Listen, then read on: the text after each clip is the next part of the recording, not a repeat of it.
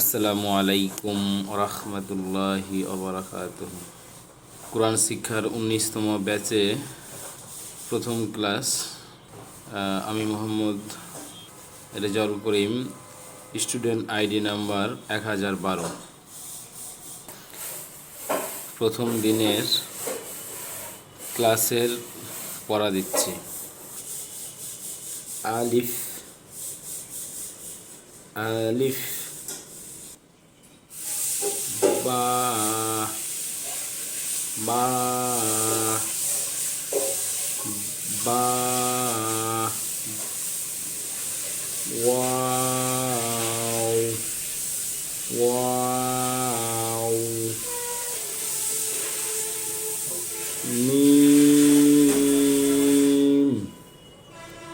মিম মিম বা বা